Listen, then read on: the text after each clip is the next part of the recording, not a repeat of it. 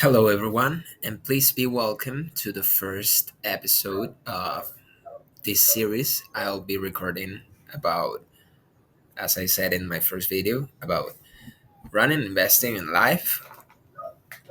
And well, and really, today I just wanted to do some kind of market wrap up, specifically about what happened yesterday. As you may see, everything is in red. The stock market yesterday closed 2.7% below what it closed on Thursday. And I believe in Wednesday we had new all time highs. So let's check this out. First of all, this is Qualtrim. It's a tool I use to do my financial analysis. It's from a YouTuber called Joseph Carlson, and I really love this tool. I think it's one of the best there is out there in the market. So I suggest you check it out. So yeah, as we may see, the stock market in the S&P closed 2.7% below its what it was on Thursday. And if we check here, the last month we hit all-time highs like one, two, three, four times.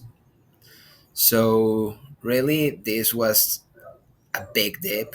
Actually, without this, 2.7% really is a big dip. And so the question is, what happened?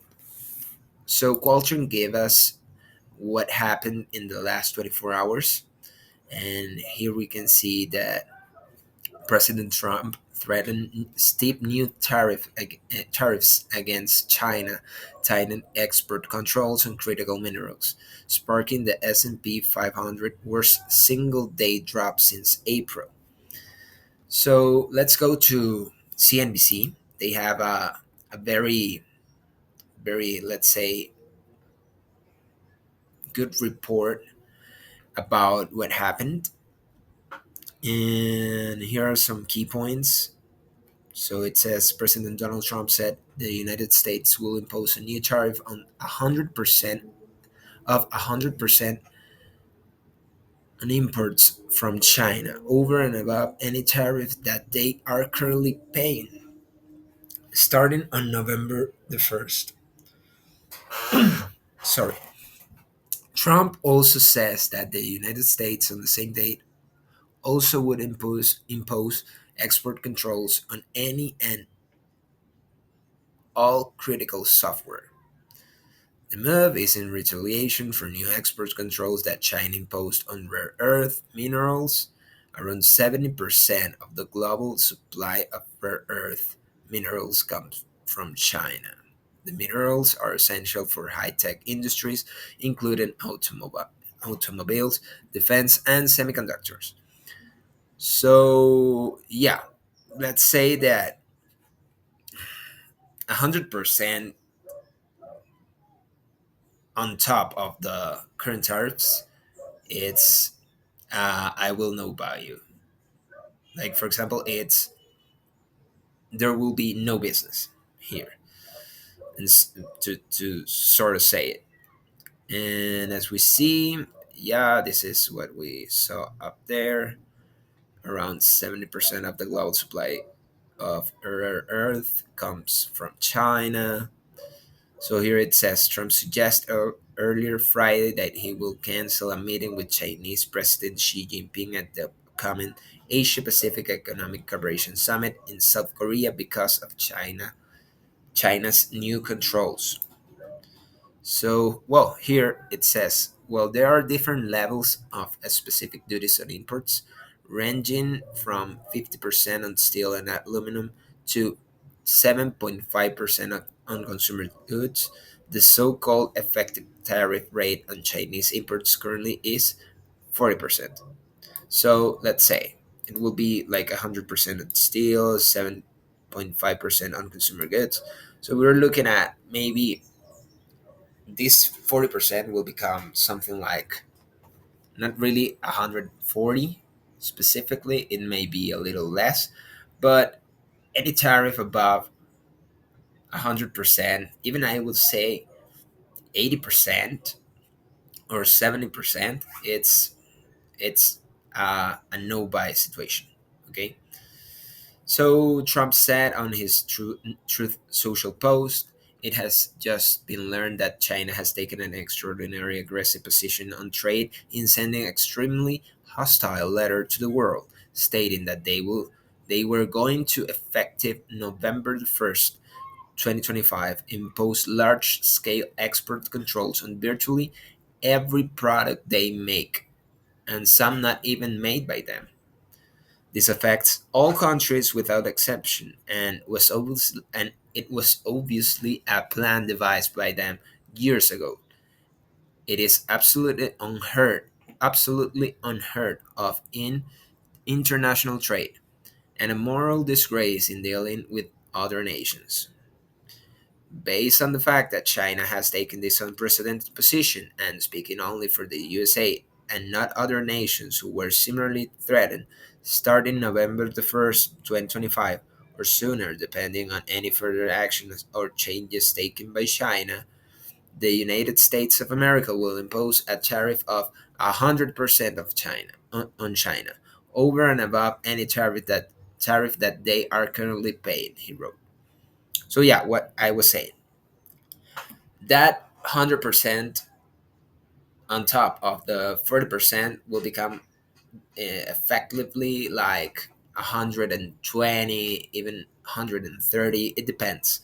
It's a weighted average, but I don't have the calculation, but yeah. And really, as I was saying, above 100%, it's virtually I will not buy you anything. So, the China Ministry of Commerce on Thursday said that starting December the 1st, foreign entities must have a license to export products that contain more than 0.1% of rare earth sourced from that country, or that are manufacturing using Chinese extraction, refining, magnet making, or recycling technology. So yeah, this really isn't good news. They are just news. And this reminds me of the 4th of April in Liberation Day here. They said they will impose like huge tariffs, and then the market dropped like, whoa, like how much was it? It was something like 10%. Yeah, like 10%. So to me, this these news aren't that new of news. I believe that this is a way to make make people get on the table and negotiate better conditions. And really, it has worked very well for the last in last occasions. I don't know if they are going to buy it this time.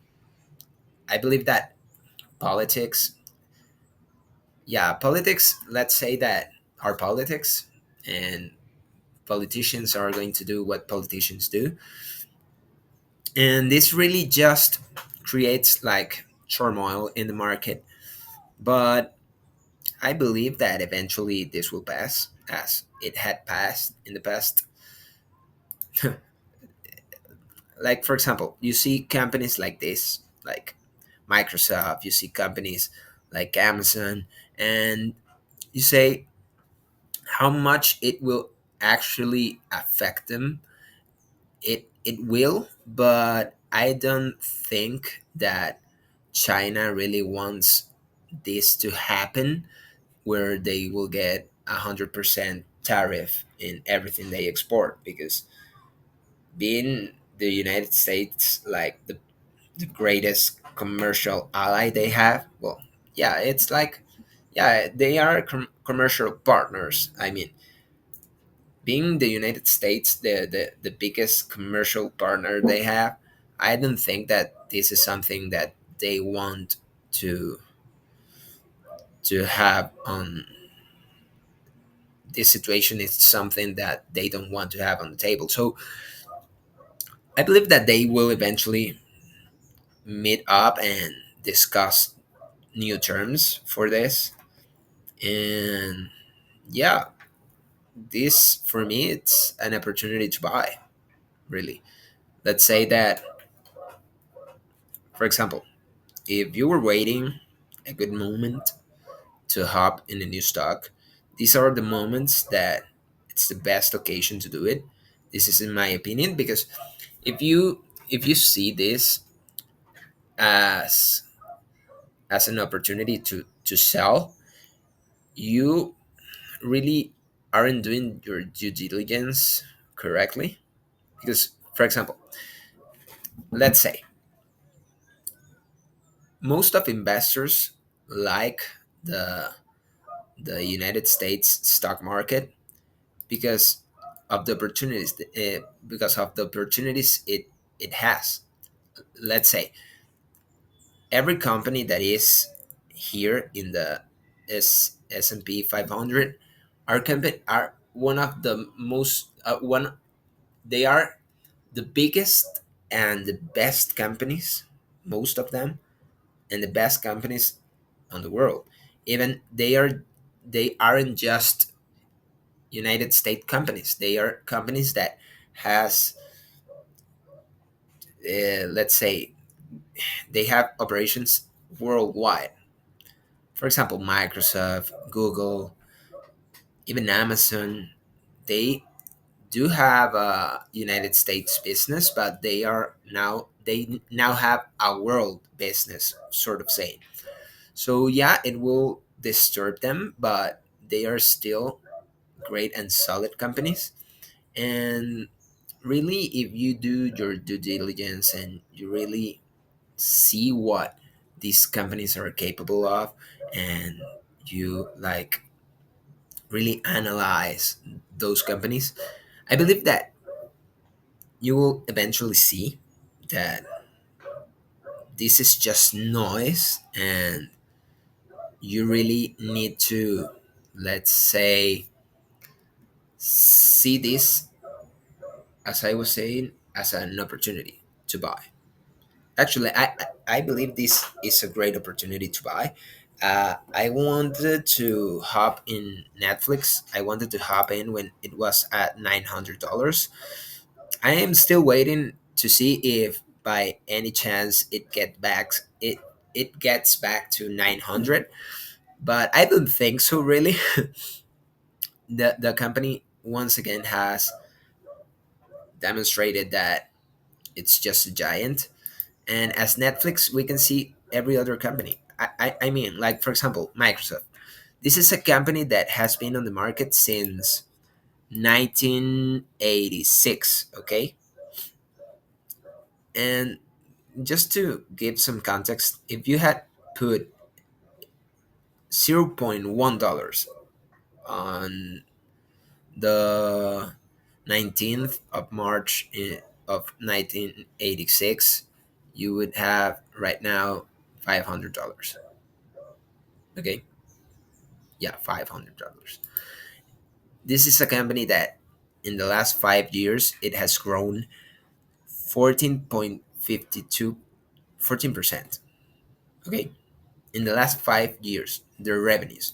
And if we go to see their net income,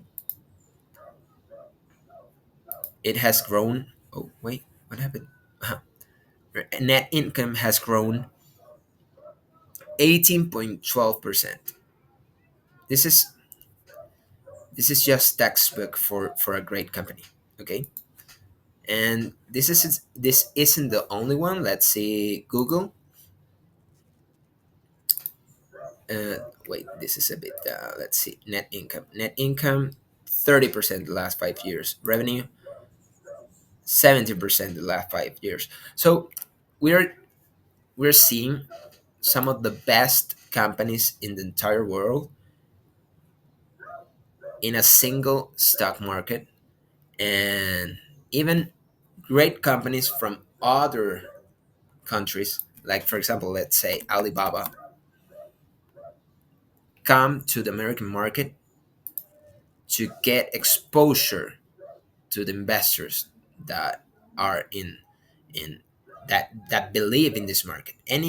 I don't think I can think of any other market, maybe the Japanese or even the European, but isn't at this extent where investors have the security, that the confidence that you know what you're buying.